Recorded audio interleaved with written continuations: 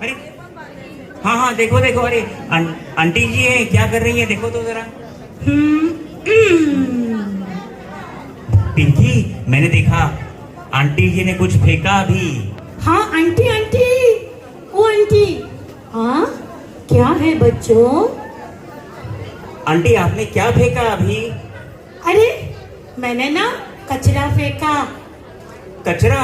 बाप रे, यानी आपने गीला और सूखा एक साथ ही रास्ते में फेंक दिया? अरे कचरा फेंका है, उसमें क्या है? क्या क्या था उसमें कचरे में आंटी? हाँ अरे बच्चों, वो क्या है ना, गणपति बापा अभी हमारे गए, सब गौरी भी थी हमारे यहाँ, तो वो सब कुछ ना, भगवान के फूल हैं, निर्माल्य, फल फ्रूट के सब छिलके हैं, बाकी भी चीजें हैं, और डेकोरेशन का जो सामान है, अब उसको क्या काम है, सबको इकट्ठा करके डाल दिया। अरे बाप रे, ऐसा नहीं करना चाहिए आंटी। हाँ आंटी, आपने ये कचरा सब इकट्ठा डाल दिया। डू यू नो, इस तरह से नहीं डालते हैं, है ना दोस्तों? हम लोग कचरा सेग्रीगेट करते हैं, यानी अलग अलग करते हैं, है ना बंटी?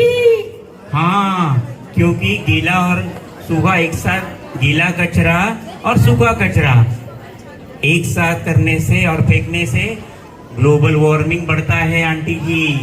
हाँ बच्चों, ये बात मुझे मत बताओ, मैं तो कर दिया काम। नहीं नहीं आंटी, ऐसा मत करो, ऐसा करने से गंदगी फैलती है और हमारा देश भी खराब होता है ना दोस्तों? हाँ ओके आंटी, अलग अलग करना चाहिए। और हाँ, आपने डेकोरेशन का भी इसमें डाल दिया? हाँ बच्चों, वो क्या है ना, डेकोरेटिव फ्लावर्स थे प्लास्टिक के, फिर कुछ कुछ चीजें थी, थर्माकोल था, पुट्ठे थे, कागज थे, अब उसका क्या काम, डाल दिया।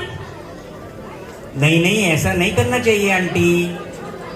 प्लास्टिक के फ्लावर्स रिसाइकल कर सकते हैं और रीयूज करने हैं उनको। हाँ ये बात तो मैं भूल ही गई। Aunty ji, do you know, इसके कारण से अभी क्या होगा, जोर से बारिश हो गई तो ये कचरा यहीं पड़ा रहेगा, सड़ जाएगा और बहकर कहाँ जाएगा? नदियों में जाएगा, सारी नदियां खराब हो जाएंगी, ड्रेनेज लाइंस खराब हो जाएंगी। आंटी, ड्रेनेज में अगर ये कचरा फंस गया तो सब रास्ते पे पानी आ जाएगा।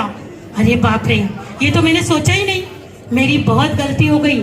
थैंक यू बच्चों, आपने मुझे बताया, और सॉरी ये गलती के लिए। वहाँ कोई है क्या? बच्चों, मैं अपनी गलती सुधारना चाहती हूँ, प्लीज मुझे मेरा कचरा उठाकर दोगे? ये थैली, कोई है यहाँ पर? Please help me. कौन आएगा? प्लीज मुझे ये नीचे गिरा हुआ मेरा कचरा उठाकर दीजिए। हाँ थैंक यू। अब मैं अपनी गलती सुधारूंगी, सूखा कचरा गीला कचरा अपने घर में ही संभाल के रखूंगी, और फिर वो जब कचरा से कलेक्ट करने आएंगे उनको ही दूंगी। हाँ aunty, and please remember one thing, आपने ये कचरा जो है इस तरह से बढ़ाना नहीं है, इसलिए आप फ्लावर्स भी, ओरिजिनल फ्लावर्स अगर डेकोरेशन के लिए यूज करते हैं तो अच्छा है, उससे तो फिर कंपोस्ट खाद भी बन जाता है ना बंटी? यस ओके, मैं मेरी गलती तो सुधार ही देती हूँ। बंटी, डू यू नो, हमने हमारा गणपति कहाँ विसर्जित किया? हमने तो हमारा गणपति घर में ही बाल्टी में विसर्जित किया।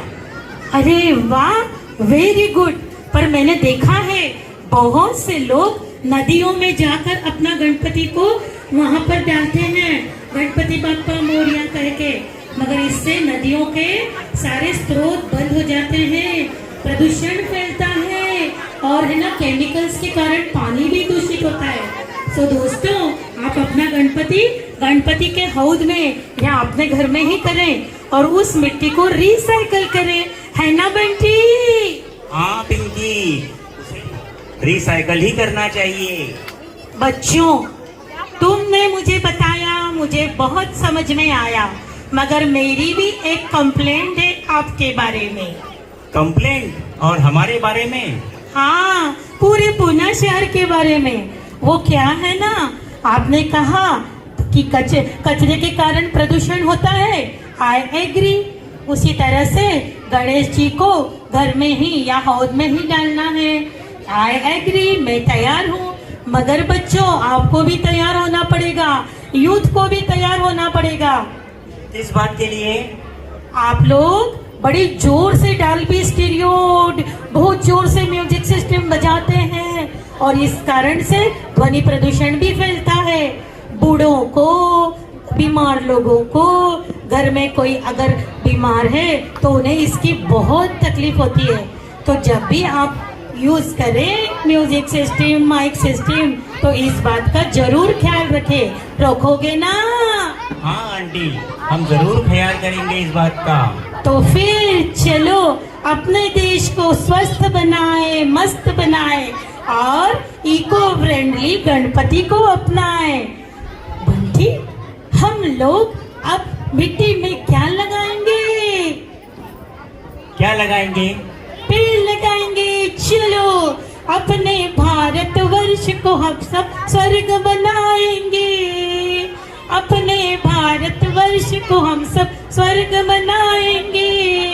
पेड़ लगाएंगे, फल फूल उगाएंगे। पेड़ लगाएंगे, फल फूल उगाएंगे। वाह! तो बच्चों बोलो गणपति बाप्पा